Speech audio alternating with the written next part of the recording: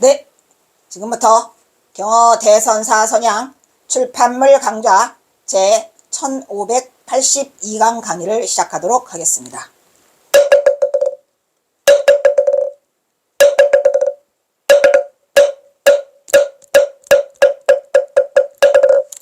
먼저 삼기의와 반야심경이 있겠습니다.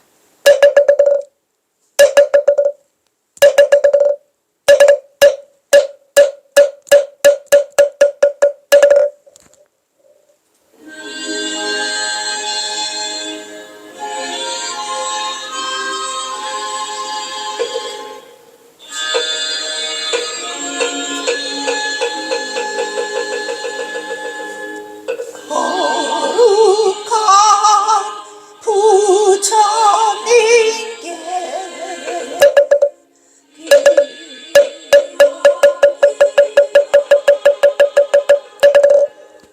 거룩한 가르침에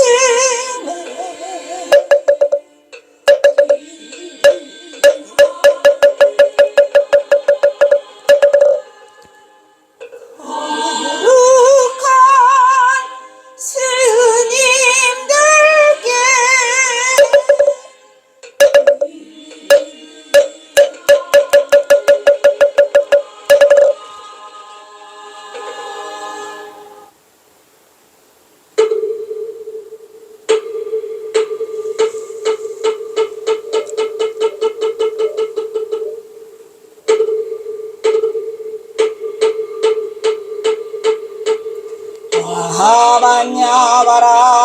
화반야바라밀다심경 완자제보살이 깊은 반야바라밀다를 행할 때 오니 공한 것을 비추어 온갖 고통에서 건너느니라. 사리자여 색이공과 다르지 않고 공이 색과 다르지 않으며 색이고 공이요 공이고 색이니 수상행식도 그러하니라. 사리자여 모든 법은 공하여 나지도 멸하지도 않으며 더럽지도 깨끗하지도 않으며 늘지도 줄지도 않느니라. 그러므로 공 가운데는 색이 없고 수상행식도 없으며 아니 설신의도 없고 색성약 미촉법도 없으며 경계도 의식의 경계까지도 없고 무명도 무명이 다한까지도 없으며 늙고 죽음도 늙고 죽음이 다한까지도 없고 거짓말도 없으며 지혜도 어둠도 없느니라. 얻을 것이 없는 까닭에 보살은 반야바라밀다를 의지함으로 마음에 걸림이 없고 걸림이 없으므로 두려움이 없어서 뒤바뀐 어떤 생각을 멀리 떠나 완전한 열반에 들어가며 삼세의 모든 부처님도 반야바라밀다를 의지함으로 세상의 깨달음을 얻느니라. 반야바라밀다는 가장 신비하고 밝은 주문이며 위없는 주문이며 무엇과도 견줄 수 없는 주문이며 온갖 괴로움을 없애고 진실하여 망하지 않음을 알지니라. 이제 반야바라밀다 주를 말하리라.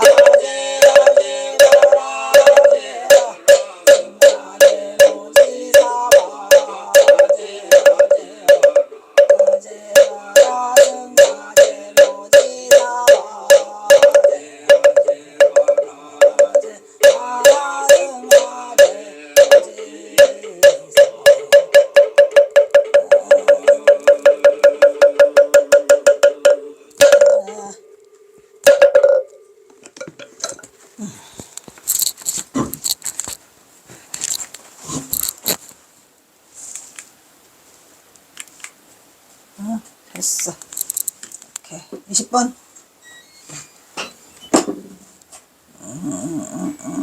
친한 시간에 우암송시열.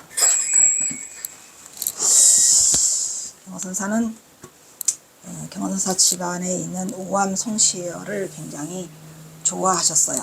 그리고 그 뭐라고 그래, 존경하셨던, 그러한 자랑 삼아 사랑으로 생각하셨던 그런 분이 우암송시열이에요. 그래서 그 우암송시열이 있는 게 화양계곡에 가면은 화양서원이 있어요.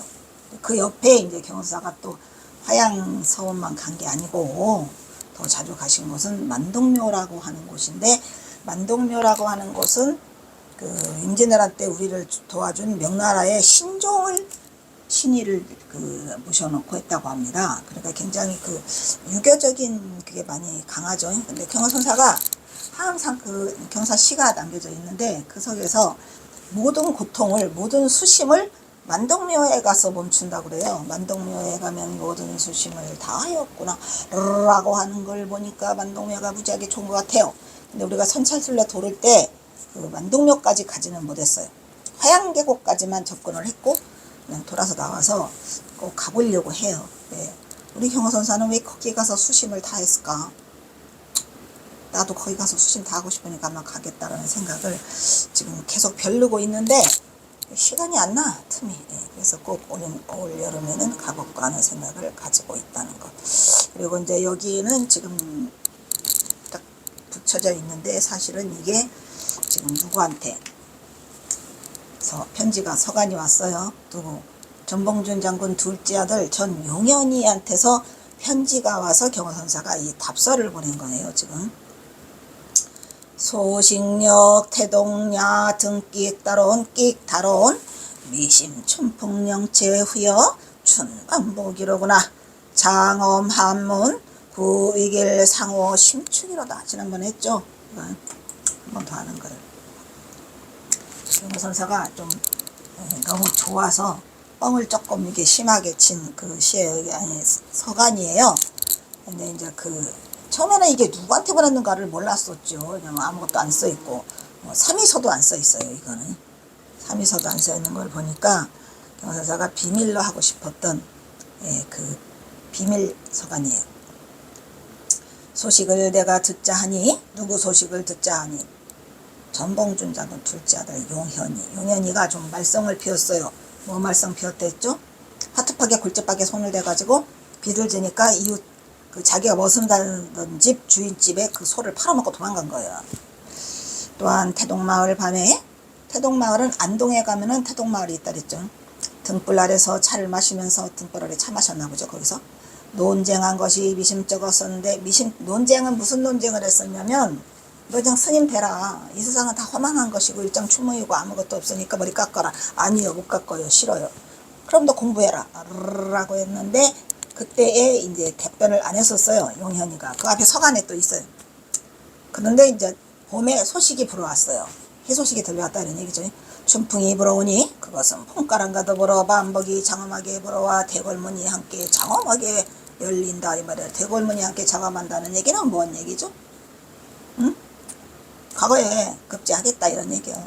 그래서 술사하겠다라는, 공부하겠다라는 그 내용을 보내오니까 경허선사가 벌써 김치국부터 마시는 거예요. 공부는 내가 가르치겠다 라고 해서, 참 경허선사 대궐문이 함께 장엄하니 이것은 소위 길상이외다.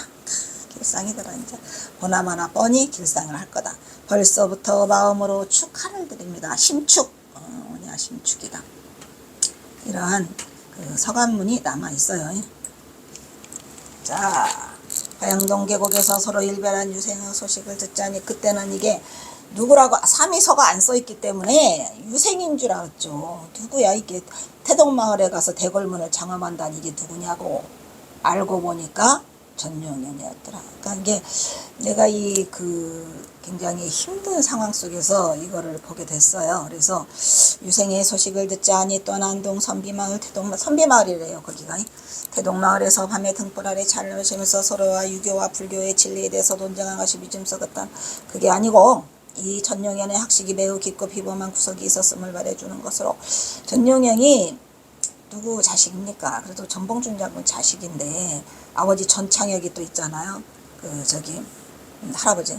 그러니까 그 피를 받아서 그 아주 떨방떨방하고 그 여기 있었던 그런 분이라고 합니다. 태동은 경북 안동시 와룡면 태동은 산이산의 자연마을로 대돼서 이곳에 가면은 골담, 예서, 대동 등의 자연마을이 여럿인데 아름답대요. 골담은 곡촌이라고도 부르고 외촌이라고도 하고 산골짜기에 있는 마을 이름에서 골담이라고 됐건데 어떻게 거기서 이런 것까지 다 알았는지. 하여튼 선비들이 머무는 곳인데 아름다운 마을을 태동마을이라고 했답니다. 거창에서 김천으로 오는 국도 밖에 있는 마을이라 해서 외촌이라고도 부른다고 합니다. 거창에서 김천으로 오는 거. 안동이 안동. 그래서 봄이 되어 춘풍이 불어오니 그곳에서는 봄바람과 더불어 멀리는 경호선사에게 희소식이 들려서 지금 안동의 태동마을에서 숨어있는 거예요. 경호선사가 겨우 숨긴다는 게 그 안동 태동마을로 숨겼어요. 도망 나온 거를. 마음복이 장엄하게 불어와 이 선비 전영현이가 공부에 몰입하였다 하니 과거에 급자였다면 이미 다른 당상이로다. 미리부터 마음으로 심축되다라고 경호선사가 김치국 마시고 계시죠.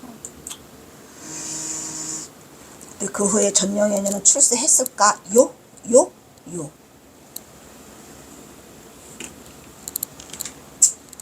미리 호들갑을 떨면서 합격 축하의 소식을 접한 뜻을 알리는 소식을 접했더라. 그래서 경호는 진심으로 축하의 글을 전하는데 그대의 합격 소식과 더불어 대궐문이 장엄하게 열릴 것이니 소위 이건 길상이로다 라고 외치고 미리부터 마음으로 축하드린다고 서가는 시작되고 있다. 배고파요.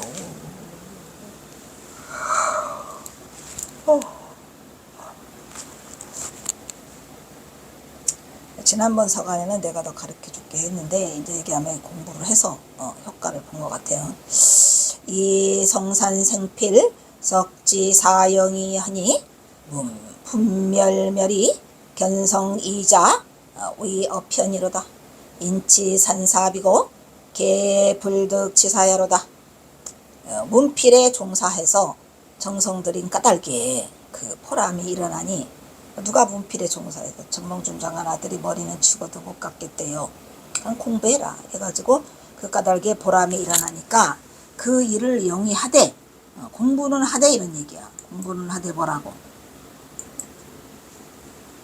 공부는 하되 이 세상에 허망한 것을 생각하라는 경호선사가 불교적 얘기를 더해서 해주시는 거예요.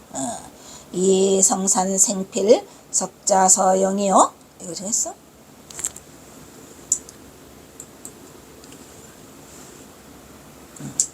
그렇지만 뭐가 출세하고 대궐문이 열리고 이것은 뭐다?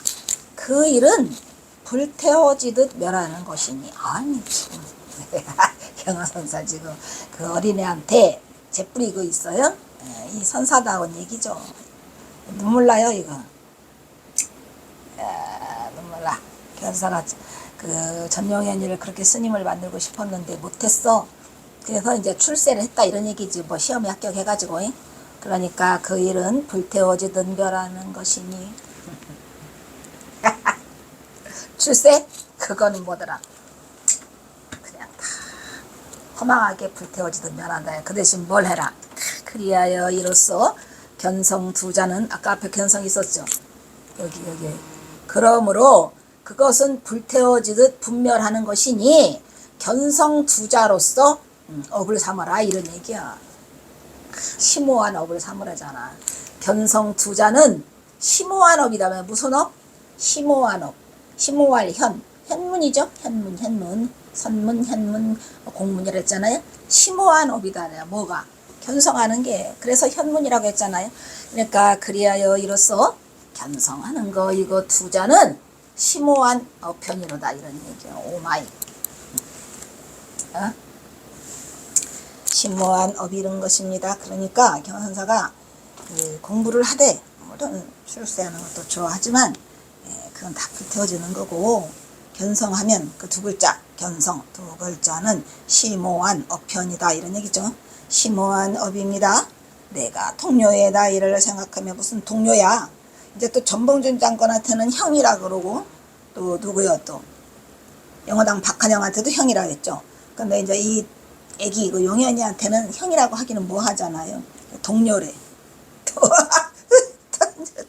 진짜 동료라고 했나? 여기 어디 갔어요? 인치산사 동료의 나이를 생각하면 어디 갔어? 개불득자에는 동료의 나이는 어디에 써있나 안 써있나? 인치 가슴이 찌르듯이 아프다. 그러니까 동료의 나이를 생각하면 가슴이 찌르듯이 아프고 슬프다. 왜? 어떻게 할 수가 없는 거야. 지금 나이가 있으니까 스님들하고 그러면 안 된다고 하지. 출세는 한다고 하지. 곧 있어서 후회할 텐데 찌르듯이 가슴이 아프고 슬프니 모두가 얻지 못하는 일이라서 그렇습니다. 모두가 얻지 못하는 일이라는 건 뭐야? 이제 출세길로 가버리면 견성은 틀렸다 이런 얘기요. 그러니까 출세도 하고 견성도 하고 하면 좋은데 그 두 가지를 다 얻지 못하는 일이라서 가슴이 찌르듯이 아프고 슬프다 이런 얘기요. 그동안 그대 용현이는 부친의 가르침을 받고 왔으니까 문필에 종사하여 정성 들인 까닭에 그 보람이 일어나니 그거는 당연한 결과다라고 해서 전봉준이 그 공부를 가리킨 거에 대한 것을 같이 이렇게 추모하면서 그 저기를 전봉준에 대한 그 고마움을 생색을 내고 있는 거예요. 그러니까 당연히 전봉준도 문필에 종사해서 그 서당 혼몽이 됐었고 아버지도 그랬고 할아버지도 그랬고 그러니까 이런 것들이 또 그게 주느냐. 에이 이랬다가 저랬다가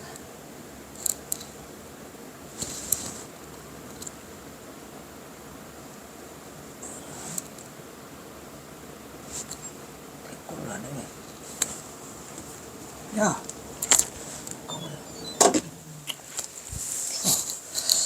그래서 당연한 결과라고 말하고 있어요. 라 말하고 그것을 칭송하고 있더라. 뭘 칭송해? 전봉준 장군이 살아생전에 자식에게 공부를 가르쳤던 것을.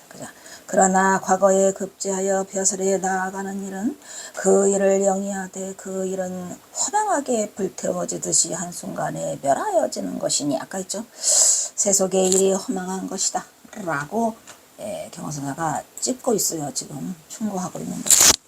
라고 하여 그것을 선지식의 입장에서 충고하고 있더라. 그러나 경호는 선지식의 입장에서 또다시 말을 해요. 뭘 잊지 말아라. 견성. 진짜 선지식이죠. 이게 이 대단하신 분. 수행하라여 도를 이루는 것은 그리하여 이로써 견성 두자는 그것은 바로 심오한 업이더라. 우리가 업을 쌓려고 그러면 뭘 쌓아? 심오한 업을 쌓아야 돼. 죽더라도 선방에서 죽고 죽더라도 돕 닦다가 죽고 죽더라도 화두 잡다 죽고 오냐. 심오한 업이라 영원히 없어지지 않는 것이라고 했죠. 선업을 쌓다가 죽으면 내생에 다시 선업을 쌓는 그 선업은 착할 손자가 아니에요. 참선 손자예요. 반드시 선업을 쌓아야 우리가 선근기가 있어서 선수행을 하게 돼요.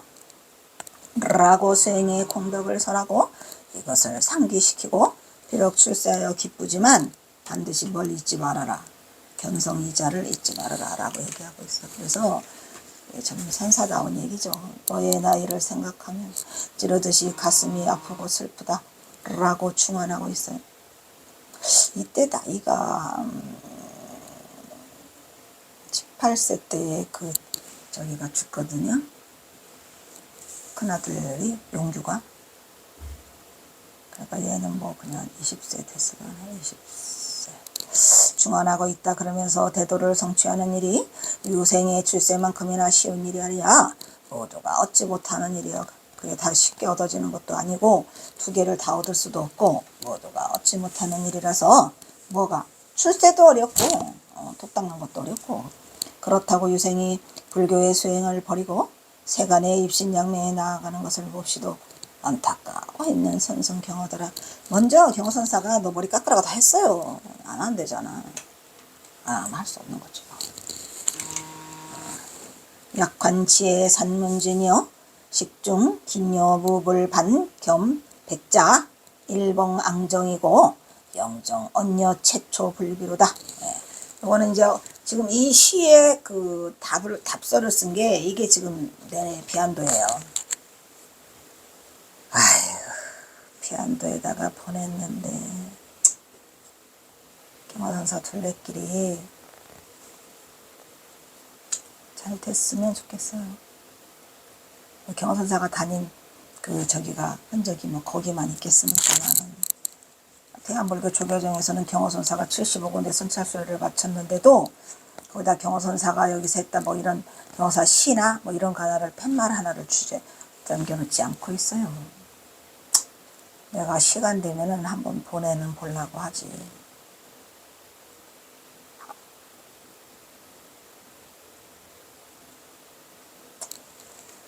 그래서 약환지의 산문지는 뭐냐면은 환약의 은혜는 이 말이에요. 약환, 환약이죠, 환약. 약환이 아니고 환약. 환약의 은혜는 산처럼 높고, 이건 뭐냐면 그 용현이가 경사가 그 피부병이 있다는 걸 아시잖아요, 다. 그래서 환약으로 약을 보냈어요. 그래서 환약의 은혜는 산처럼 높고라고 쓴 거예요. 그리고 그 비안도를 다녀가요. 저기가 용현이가 방문하여 주신 사철쑥은 그러니까 환약도 들고 오고 사철쑥도 가지고 왔어요. 그래서 방문해 갖고 주신 그 사철쑥은 식사하는데 아주 기묘하다. 그 뭐야? 쑥국만 끓여 드시나 봐. 아이? 그러니까 거기는 반찬거리도 없고 먹을거리가 없어요. 비안도는. 근데 비안도에 오셔가지고 비안도에 와서 그 용현이가 한약도 지어 갖고 오고 또 그 피부병에 그리고 또 그 사철쑥을 가지고 와서 말려 갖고 온 쑥인 것 같아. 사철쑥이라고 하는 거 보니까. 에?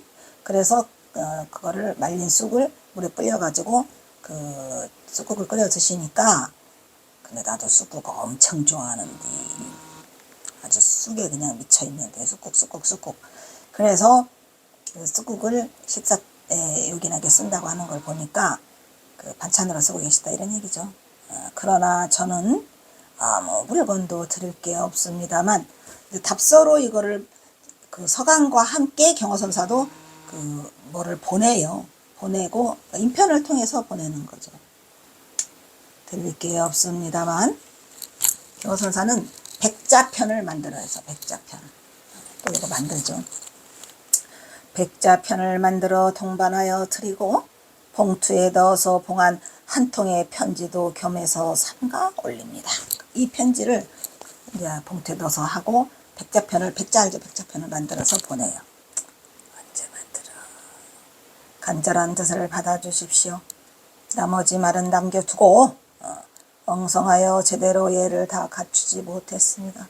맨날 경화선사가 그 서간문에는 불구비례 불비례를 쓰세요.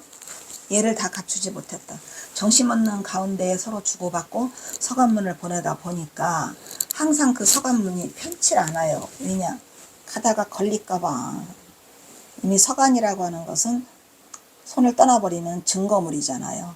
그래서 굉장히 마음이 불편하셔가지고 항상 다 갖추지 못했다는 거를 그 서간만에 써 있었기 때문에 내가 그 서간문이 여러 명한테 보냈다는 거를 알 수 있었고 또 이게 잘릴 수가 있었던 거죠. 잘라져 있기는 해요. 잘라져 있긴 한데 그래도 항상 불비례 불구비례를 쓰시더라고. 그러니까 이 서간문은 어디서 보낸 거다? 비안도에서 보낸 거예요. 그리고 또 비안도를 저기가 용현이가 다녀갔고 경화선사는 전령이 보내준 환약의 은혜는 산처럼 높다고 감사의 뜻을 전하고 있다. 전령에는 경화선사의 건강을 염려할 정도로 매우 가까운 사이로 그렇죠. 매우 가까운 사이 정도가 아니라 전령연이 경화선사를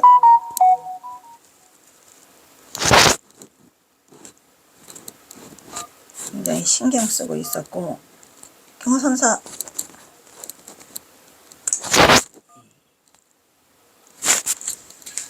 경화선사의 건강을 염려할 정도니까 얼마나 저기 있겠습니까. 응을 염려할 정도로 매우 가까운 사이로 그들은 여러 번 만나죠. 왜냐하면 경화선사가 도와주고 있으니까. 경화선사의 도움을 받고 있었다. 또한 전령현은 1차 이곳을 방문할 정도로 비교적 화양동 인근에 있는 거리에서 경호가 마련해준 거처에서 공부의 뜻을 두고 생활하고 있었더라 이런 얘기가. 경화선사가 숨긴 장소가 이제 안동의 태동마을이고 그다음에 용현이가 일전에 이곳을 방문하여 가지고 온 사철속은 식사하는 가운데 기묘하다고 하는 것으로 봐 말린 거를 가꿨어요. 귀한으로. 반찬거리가 딱히 없는 경호선사는 식사에 반찬 대용으로 쑥국이나 쑥떡을 해서 섭취하고 있어 요긴하다고 하고 있다. 그리하여 자신은 가진 게 없어서 고마움에 대한 보답으로 아무 물건도 드릴 게 없어서 백자편을 만들어서 동반하여 드린다고 하는데 그 산속에 잣나무가 어디 있지? 산속에 잣나무는 많아요. 그 산속에 잣나무를 만들어서 백자편을 만드는 거예요. 경호는 잣은 쉽게 구할 수 있었던 것으로 겸해서 봉투에 넣어 봉안 한 통의 편지도 삼가 올린다고 겸양치덕으로 표현하고 있는 것을 쓰고 있으며 이곳 생활이 비록 궁핍하지만 경호사는 어린 조카에게도 이렇게 존대를 하고 계세요. 경호는 진심으로 감사의 마음을 담아 자신의 간절한 뜻을 받아주기를 청한다고. 그리고 마무리로 할 말은 많지만 이만 총총 다음에 만나. 나머지 말은 남겨두기로 하고 엉성하여 제대로 일을 갖추지 못했다고 진솔하게 적고 있더라. 항상 마음이 편치 않아서 그러셨을 거야. 그러나 전중에는 경호의 물심양면의 도움에도 불구하고 그의 공부를 계속 이어갔는가 했더니 이어가지 못했어요. 경호와도 연락이 둔절되어 경호는 전용현의 안부가 몹시도 궁금해요. 삼수갑산으로 떠나기 전 가까스로 전용현을 만나요. 그래서 경호사가 부탁을 해요. 경호는 부탁하기를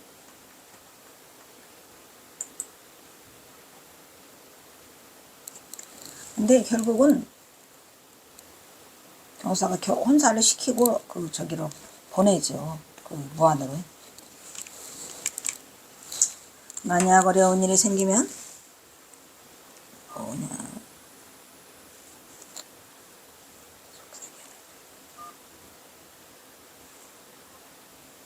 내 속을 썩이지 말아라. 힘들다.